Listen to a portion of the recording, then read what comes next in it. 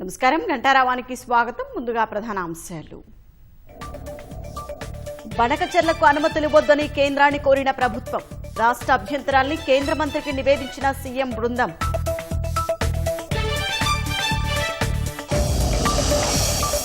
AP జలదోపిడీని అడ్డుకోపోగా CM అబద్దాలు చెప్పారన్న హరీష్ రావు. ఉన్న వాటాను తగ్గించి అడగడమేంటంటూ ఆగ్రహం.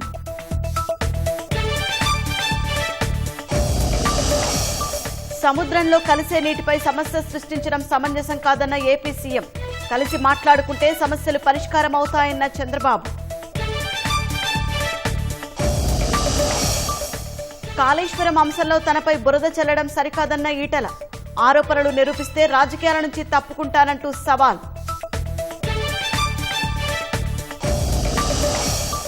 జస్టిస్ వర్మను పదవి నుంచి తప్పించాలని త్రిసభ్య కమిటీ సిఫార్సు. అభిశంసనకు తగిన ఆధారాలు ఉన్నట్లు నివేదిక.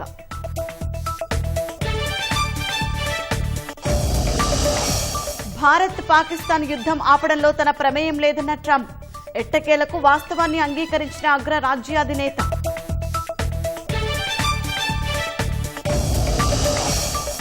ఇరాన్ ప్రయోగించిన బాలిస్టిక్ క్షిపణులతో దద్దరిల్లిన ఇజ్రాయెల్. బంకర్లలో తలదాచుకున్న లక్షలాది మంది.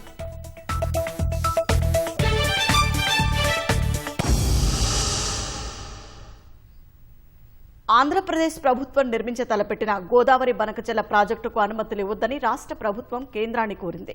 ఢిల్లీలో కేంద్ర జలశక్తి మంత్రి సిఆర్ పాటిల్ కలిసిన ముఖ్యమంత్రి రేవంత్ రెడ్డి, నీటిపారుదల శాఖ మంత్రి ఉత్తమ్ కుమార్ రెడ్డి బనకచెర్లపై అభ్యంతరాల్ని వివరించారు. గోదావరి బనకచెర్ల ప్రాజెక్టు గోదావరి జలాలపై తెలంగాణ హక్కులకు భంగం కలిగిస్తుందని కేంద్ర మంత్రికి వివరించారు. ఎట్టి పరిస్థితుల్లో తెలంగాణకు అన్యాయం చేయబోమని కేంద్ర మంత్రి భరోసా ఇచ్చినట్లు ఉత్తమ్ వివరించారు. గోదావరి బనకచెర్ల లింక్ ప్రాజెక్టుపై అభ్యంతరాలు వ్యక్తం చేస్తున్న రాష్ట్ర ప్రభుత్వం మరోమారు ఆంధ్రప్రదేశ్ ప్రభుత్వం నిర్మించి తలపెట్టిన ప్రాజెక్టుపై కేంద్రానికి ఫిర్యాదు చేసింది. ఉత్తమ్ కుమార్ రెడ్డితో కలిసే ఢిల్లీలో కేంద్ర జలశక్తి శాఖ మంత్రి సిఆర్ పాటిల్ను కలిసిన ముఖ్యమంత్రి రేవంత్ రెడ్డి ప్రాజెక్టుపై అభ్యంతరాలు తెలిపారు. బనకచెర్లపై తెలంగాణ ప్రజల ఆందోళనలను వివరించారు. గోదావరి బనకచెర్ల చట్ట వ్యతిరేకమైన ప్రాజెక్టన్న ఉత్తమ్ కుమార్ రెడ్డి గోదావరి నది జలాలపై తెలంగాణ హక్కులకు భంగం కలిగిస్తుందని కేంద్ర మంత్రికి వివరించినట్టు చెప్పారు. గోదావరి బేసిన్లో 1000 టీఎంసీలు, కృష్ణాలో 500 టీఎంసీలు ఇస్తామంటూ ఆంధ్రప్రదేశ్ ప్రభుత్వం ఎన్ఓసీ ఇస్తే గోదావరి బనకచెర్ల ప్రాజెక్టుకు అభ్యంతరం లేదని పేర్కొన్నారు. ఇది Godavari water dispute tribunal award 1980కి వ్యతిరేకం. అదేవిధంగా ఏపీ రీఆర్గనైజేషన్ యాక్ట్ 2014కి ఇది వ్యతిరేకం. ఇది చట్ట వ్యతిరేకమైన ప్రాజెక్ట్ అని వారికి సుదీర్ఘంగా ఎక్స్ప్లెయిన్ చేయడం జరిగింది. అదేవిధంగా ఏ విధంగానైతే ఆర్థిక శాఖ కానీ ఎన్వైరన్మెంట్ శాఖ కానీ ఈ ప్రాజెక్టుకి అనుమతుల విషయంలో వేగవంతంగా అడుగులేస్తున్నాయో ఇది తెలంగాణ ప్రజల్లో, తెలంగాణ రైతాంగంలో కొంత ఆందోళన బయలుదేరిన విషయం కూడా వారికి కన్వే చేయడం జరిగింది. If Andhra Pradesh gives us a blanket NOC for us to use 1000 TMC of Godavari water and 500 TMC on Krishna water, if they give a blanket NOC for 1500 TMC and Government of India also approves the same, 1500 TMC means 1.5 crore acres. We have no issues on what they want to build beyond this. This also has been conveyed. మాకు గోదావరి మీద 1000 TMC, Krishna మీద 500 టీఎంసీకి వాళ్ళు blanket no objection ఇచ్చి దాని మీద కేంద్ర ప్రభుత్వం ఆమోద ముద్ర ఇస్తే తప్పనిసరిగా వేరే విషయాలు చర్చించడానికి మేము కూడా సుముఖంగా ఉన్నాం. ఎట్టి పరిస్థితుల్లోనూ తెలంగాణకు అన్యాయం చేయబోమని కేంద్ర మంత్రి పాటిల్ చెప్పినట్టు ఉత్తమ్ చెప్పారు. ఈ అంశంపై త్వరలోనే 2 రాష్ట్రాల ముఖ్యమంత్రులతో ప్రత్యేక సమావేశం ఏర్పాటు చేస్తామని చెప్పినట్టు తెలిపారు. ఇదే సమయంలో ఏపీ ప్రాజెక్టులకు వేగంగా అనుమతులొస్తున్నాయని, తెలంగాణ ప్రాజెక్టుల విషయంలో జాప్యం జరుగుతోందని చెప్పగా సమస్య పరిష్కారానికి చర్యలు తీసుకుంటామని పాటిల్ హామీ ఇచ్చినట్టు ఉత్తమ్ చెప్పారు. తెలంగాణ రాష్ట్రానికి సంబంధించిన అనేక ప్రాజెక్టులు మేము వేగవంతంగా నిర్మాణం చేయదలుచుకున్నాం. మీ అనుమతుల కోసం ఎదురు చూస్తున్నామని చెప్పి కూడా చెప్పాం. It should not look like మేము పెట్టిన అప్రూవల్స్కేమో చాలా స్లోగా ప్రాసెస్ అవుతుంది, ఆంధ్రప్రదేశ్ పెట్టిన ప్రపోజల్స్ వేగవంతంగా జరుగుతున్నట్టుగా జరిగి ఇది రెండు రాష్ట్రాల మధ్య ఇబ్బందికర పరిస్థితి తీసుకురావద్దని చెప్పి కూడా విజ్ఞప్తి చేశాం. తప్పనిసరిగా తెలంగాణకి ఏ విధంగా అన్యాయం చేయము. మేము తెలంగాణ ఇంట్రెస్ట్ అన్ని విషయాల్లో కూడా మేము will keep it in mind. And వారు అతి త్వరలో ఇద్దరి ముఖ్యమంత్రుల సమావేశం కూడా ఏర్పాటు చేసి అన్ని విషయాలు చర్చిస్తారని చెప్పి కూడా హామీ ఇవ్వడం జరిగింది. ఈ భేటీలో మూసీ పునరుజ్జీవం ప్రాజెక్టుకు నిధులివ్వాలని, పాలమూరు, రంగారెడ్డి, సమ్మక్క, సారక్క, తుమ్మిడిహట్టికి కేటాయింపులు చేయాలని కోరినట్టు ఉత్తమ్ వివరించారు. కృష్ణా ట్రిబ్యునల్ తీర్పు త్వరగా వచ్చేలా చూడాలని కోరినట్టు తెలిపారు. ఇచ్చంపల్లి, నాగార్జునసాగర్ లింకు ప్రాజెక్టు ద్వారా పెన్నా బేసిన్కు నీరు తీసుకెళ్లే అంశంపై చర్చకు సిద్ధమని చెప్పినట్టు ఉత్తమ్ వివరించారు. గోదావరి బనకచెర్లకు గ్రీన్ సిగ్నల్ ఇచ్చేందుకే సీఎం రేవంత్ రెడ్డి అఖిలపక్ష ఎంపీల సమావేశం పెట్టినట్లుందని మాజీ మంత్రి హరీష్ రావు ఆరోపించారు. గోదావరిలో 968 టీఎంసీలు తెలంగాణ హక్కు అని, 1000 టీఎంసీలు కావాలని అడగడమేంటని ప్రశ్నించారు. కృష్ణా జిల్లాలో 763 టీఎంసీల కోసం వాదిస్తుంటే 500 టీఎంసీలు అడగడమేంటని నిలదీశారు. ఏపీ జలదోపిడిని అడ్డుకోవాలని చెబితే సీఎం అబద్దాలు చెప్తున్నారని ధ్వజమెత్తారు. సీఎం రేవంత్ రెడ్డికి నదీ బేసిన్లు కూడా తెలియవని, 23 ఏళ్ల క్రితం ప్రారంభమైన దేవాదుల ఏ బేసిన్లో ఉందో కూడా తెలియదని అన్నారు. బనకచెర్ల ఏ బేసిన్లో ఉందని, నల్లమల ఏ రాష్ట్రంలోకి వస్తుందని అధికారులను అడిగి సీఎం తెలుసుకున్నారని హరీష్ రావు దుయ్యబట్టారు. సముద్రంలో కలిసే దాంట్లో మా లెక్క 1950 టీఎంసీల నీళ్లు ఇవి మాకు ఇవ్వాలి అని కేంద్ర జలవనరుల శాఖకు ఆనాడు కేసీఆర్ గారు రాసింది. అంటే ఇప్పుడు మనకు వస్తున్న 968 కాక మరో 1950 లెక్క అని కేసీఆర్ చెప్పిండు. రేవంత్ రెడ్డి ఏమంటుండే 1000 ఇచ్చి మొత్తం తీసుకో. కేసీఆర్ చెప్పింది ఏంది 1950 ప్లస్ 968 మా లెక్క అని చెప్పిండు కేసీఆర్. మరి రేవంత్ రెడ్డిని ఇప్పుడు ఎవరప్ప చెప్తున్నట్టు? బనకచెర్లకు ఎవరు ఈ రోజు దాసోహం అవుతున్నారు? Is it not the official record mister Revanth Reddy? తెప్పించుకోండి ఈ ఆఫీస్లోకి వెళ్ళి. ఇది కేసీఆర్ గారు కేంద్ర జలవనరుల శాఖకు రాసిన లేఖ. ఇక కృష్ణాకి వస్తా. కృష్ణలో 500 చాలన్నాడా? 500 ఇస్తే నువ్వు ఏమైనా చేసుకో అంటుండు. ఆ రోజు ట్రిబ్యునల్ ముందు కేసీఆర్ గారు 75% డిపెండబిలిటీ కింద 555 టీఎంసీలు, 65 డిపెండబిలిటీ కింద 43 టీఎంసీలు, ఫ్రమ్ యావరేజ్ ఫ్లోస్ కింద 120 TMC, diverted Godavari water allocate Krishna basin 45 టీఎంసీలు, అన్ని కలిపితే 763 టీఎంసీలు కృష్ణా బేసిన్ లో తెలంగాణకు రావాలి అని ట్రిబ్యునల్ ముందు తెలంగాణ ప్రభుత్వం అఫిడవిట్ ఫైల్ చేసింది. We have filed the affidavit. We are claiming one side and the other side you are saying 500 is enough. Will it not affect our argument in front of the tribunal?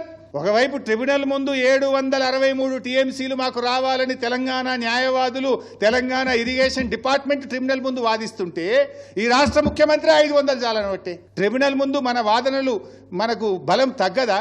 ముఖ్యమంత్రి ఏం మాట్లాడాలి? అడ్వకేట్లు, తెలంగాణ ఇంజనీర్లు 763 అంటే ముఖ్యమంత్రి 1000 కావాలని మాట్లాడాలి. ఈయననే 500 చాలంటాడు. ఏం మాట్లాడుతున్నావు నువ్వు? బేసిక్ నాలెడ్జ్ లేకుండా ఎందుకు మాట్లాడుతున్నావు నువ్వు? This is a statement. This is already there in front of Brijesh Kumar tribunal. This is not my document. This is the document submitted by Telangana Irrigation Department in front of the Brijesh Kumar Tribunal. This is the official document. బయట పెట్టి దమ్ముంటే ఏం మాట్లాడుతున్నావు నువ్వు? గోదావరిలో 1000 చాలంటావు, కృష్ణాలో 500 చాలంటావు. నీ అయ్యా సొమ్మ నువ్వెవరు? నువ్వు ఈ రాష్ట్రానికి కాపలదారుడి. ఈ రాష్ట్ర ప్రయోజనాలు కాపాడాలి కానీ రాష్ట్ర హక్కులను చంద్రబాబుకు రాసిస్తా, ఆంధ్రప్రదేశ్కు రాసిస్తా అంటే ఈ రాష్ట్ర ప్రజలు ఊరుకోరు. సముద్రంలో కలిసే నీటి వాడకంపై సమస్య సృష్టించడం ఎంతవరకు సమంజసమని ఆంధ్రప్రదేశ్ ముఖ్యమంత్రి చంద్రబాబు ప్రశ్నించారు. గోదావరిలో నీళ్లను ఇరు రాష్ట్రాలు వాడుకుంటున్నాయని, పోలవరం తప్ప మిగతావన్నీ అనుమతి రాని ప్రాజెక్టులేనని అన్నారు. మనం కొట్లాడుకుంటే ఎవరికి లాభమని ప్రశ్నించిన చంద్రబాబు తెలంగాణపై ఎప్పుడూ గొడవ పడలేదని గుర్తు చేశారు. కొత్త ట్రిబ్యునల్ వచ్చాక కేటాయింపుల మేరకు ముందుకెళ్లాలని సూచించారు. ఏపీ, తెలంగాణలో ఎవరి శక్తి మేరకు వాళ్లు ప్రాజెక్టులు కట్టుకుందామని చంద్రబాబు సూచించారు. కాళేశ్వరం వచ్చినప్పుడు నేను చెప్పాను, మీరు కట్టుకుంటున్నారు, ఇట్స్ ఓకే. ఎప్పుడు కూడా నేను అబ్జెక్ట్ చేయలేదు.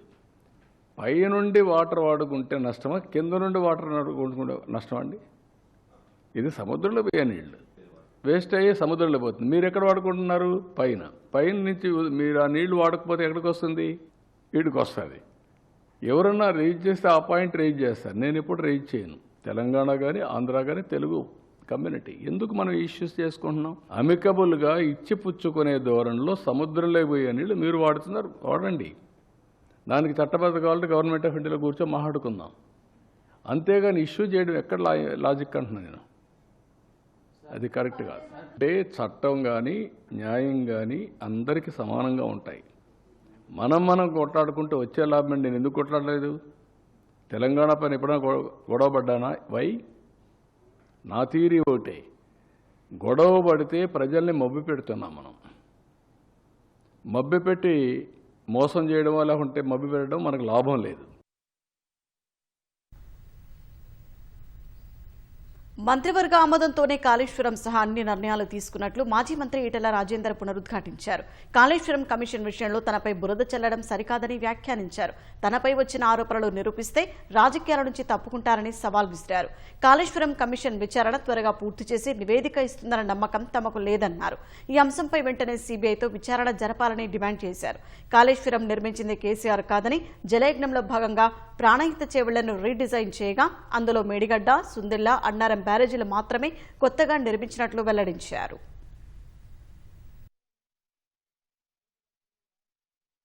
మీరు వేసిన కమిషన్ త్వరలో పూర్తి నమ్మకం మాకు లేదు.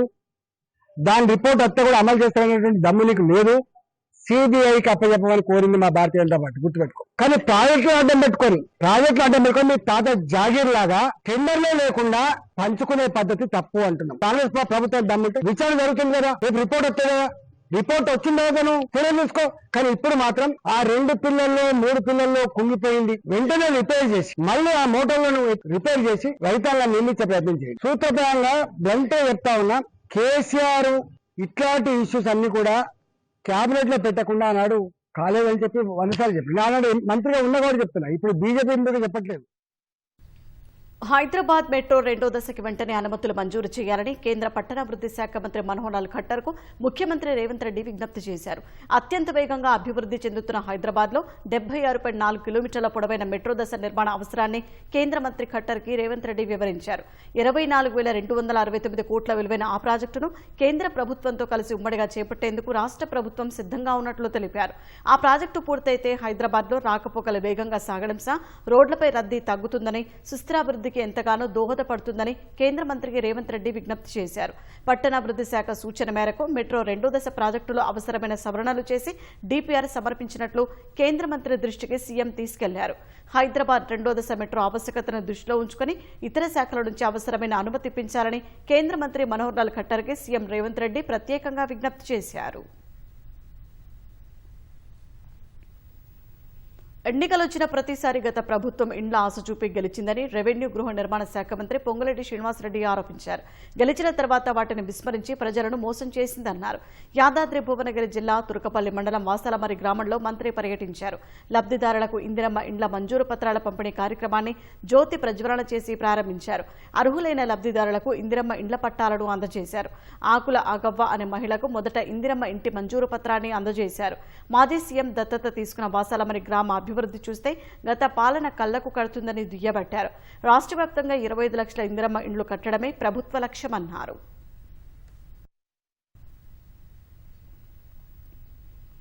అన్నదాతల ఖాతాలో రైతు భరోసా నిధుల జమ కొనసాగుతోంది. ఇవాళ 5 ఎకరాల వరకున్న 4,43,000 మందికి రైతు భరోసా నిధులు జమ చేసినట్లు వ్యవసాయ శాఖ మంత్రి తుమ్మల నాగేశ్వరరావు తెలిపారు. రాష్ట్ర వ్యాప్తంగా 19,82 ఎకరాలకు 1,189 కోట్ల 43 లక్షలు జమ చేసినట్లు తెలిపారు. 9 రోజుల్లో అర్హులైన రైతులందరికీ రైతు భరోసా వేసే లక్ష్యంతో నిధులు విడుదల చేసినట్లు మంత్రి తుమ్మల పేర్కొన్నారు. ఇప్పటి వరకు 62,43,000 మందికి 1,06,00,000 ఎకరాలకు 6,404 కోట్లు విడుదల చేసినట్లు వెల్లడించారు. ఎకరాలతో సంబంధం లేకుండా సాగుయోగ్యమైన అన్ని భూములకు రైతు భరోసా సహాయాన్ని అందిస్తామని మంత్రి తుమ్మల నాగేశ్వరరావు చెప్పారు.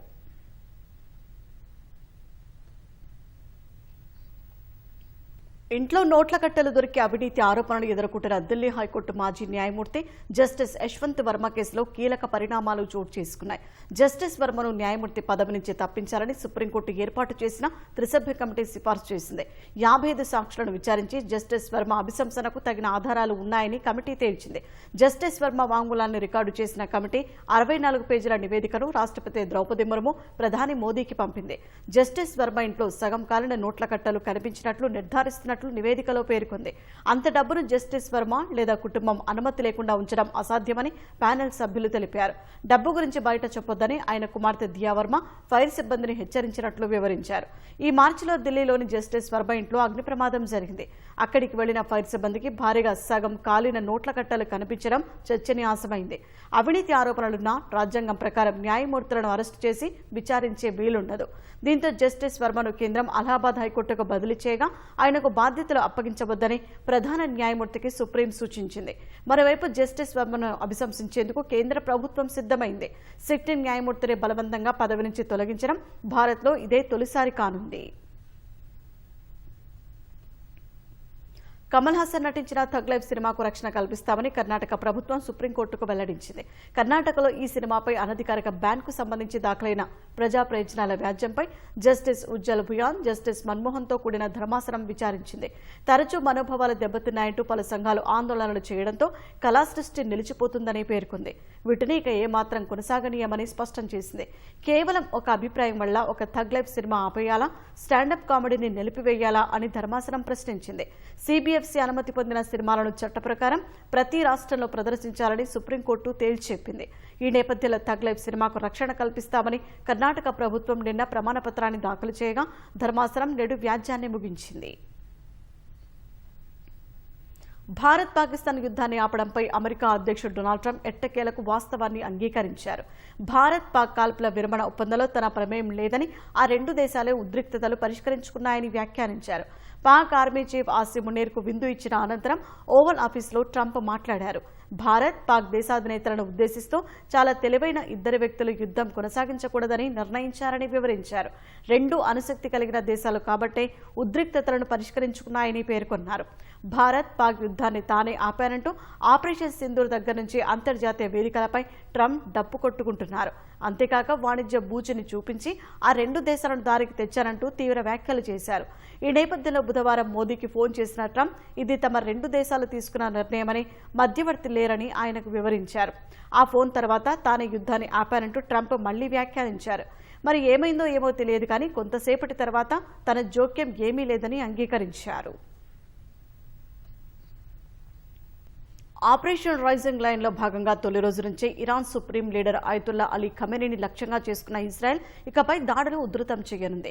తమ దేశంలోని ఆసుపత్రులు, పౌర నివాసాలపై ఇరాన్ దాడులు చేయడంపై ఆగ్రహం వ్యక్తం చేసిన ఇజ్రాయెల్ ఖమేనీని ఇక బతకనివ్వమని హెచ్చరిక చేసింది. ఇప్పటికే ఖమేనీ సన్నిహిత బృందంలో అనేక మందిని ఇజ్రాయెల్ చంపేసింది. ఖమేనీని ఇక ఉనికిలో ఉండనివ్వబోమని ఈ మేరకు ఐడీఎఫ్ కు ఆదేశాలు జారీ చేసినట్లు ఇజ్రాయెల్ రక్షణ మంత్రి కాడ్జ్ వెల్లడించారు. ఇరాన్లోని సైనిక స్థావరాలు, చమురు క్షేత్రాలు, అణుశుద్ధి కేంద్రాలు, కీలక నేతలను లక్ష్యంగా చేసుకుని ఇజ్రాయెల్ భీకర దాడులు కొనసాగిస్తూనే ఉంది. ఈ దాడుల్లో ఖమేనీ నివాసానికి అత్యంత సమీప ప్రాంతాలు ధ్వంసమవ్వగా ఇరాన్ రక్షణ శాఖలోని ఉన్నత స్థాయి అధికారులు ప్రాణాలు కోల్పోయారు. అదే సమయంలో ఖమేనీని చంపేందుకు అవకాశం వచ్చినట్లు ఇజ్రాయెల్ తెలిపినా ఆ ప్రయత్నానికి ట్రంప్ అడ్డు చెప్పారని అమెరికా అధికార వర్గాలు తెలిపాయి.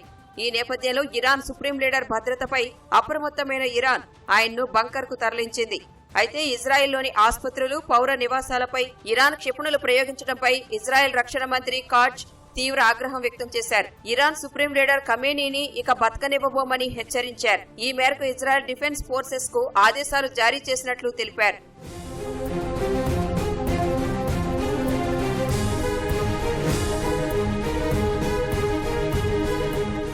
ఇటీవలే ఖమేనీ ఎక్కడ దాక్కున్నారో తమకు స్పష్టంగా తెలుసని ట్రంప్ తెలిపారు.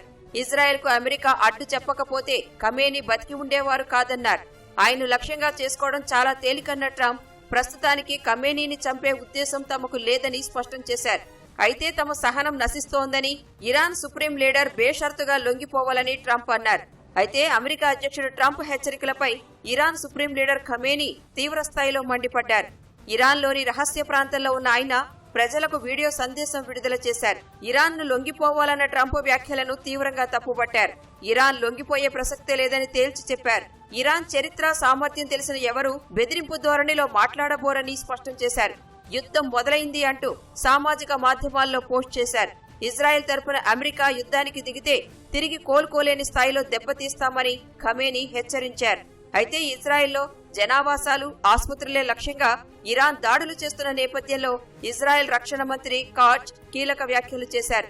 Iran supreme leader Ayatollah Ali Khamenei ఇక ఉనికిలో ఉండబోరని వ్యాఖ్యానించారు. ఖమేనీ ఖచ్చితంగా బతికి ఉండబోరన్న ఆయన ఈ మేరకు ఐడిఎఫ్ కు ఆదేశాలు ఇచ్చామని వెల్లడించారు. ఐడిఎఫ్ తన లక్ష్యాలను సాధిస్తుందని ఇజ్రాయెల్ రక్షణ మంత్రి తెలిపారు. టెహరాన్లో తమ భవనంపై ఇజ్రాయెల్ జరిపిన దాడి తర్వాత పరిస్థితులను చిత్రీకరించేందుకు ఇరాన్ అధికారిక ఛానల్ అంతర్జాతీయ మీడియాను అనుమతించింది. ఇరాన్ అధికారిక ఛానల్ స్టూడియో మొత్తం దుమ్ము శిథిలాలతో నిండిపోయింది. సోమవారం ప్రత్యక్ష ప్రసారం జరుగుతుండగా ఇజ్రాయెల్ వైమానిక దాడులు చేయడంతో స్టూడియో నుంచి యాంకర్ భయంతో పరుగులు తీశారు. టెహరాన్లో టీవీ ఛానల్ ఉన్న ప్రాంతాన్ని ఖాళీ చేయాలని హెచ్చరించిన ఇజ్రాయెల్ గంట తర్వాత దాడులు నిర్వహించింది. 4 బాంబులతో దాడులు చేసినట్లు ఇరాన్ అధికారిక ఛానల్ ప్రకటించింది. తామే దాడి చేసినట్లు ఇజ్రాయెల్ రక్షణ మంత్రి తెలిపారు. ఈ దాడిని ఖండించిన ఇరాన్ విదేశాంగ శాఖ అధికార ప్రతినిధి మీడియాపై ఇజ్రాయెల్ దాడికి సంబంధించి న్యాయం కోసం అంతర్జాతీయ సమాజం డిమాండ్ చేయాలని కోరారు.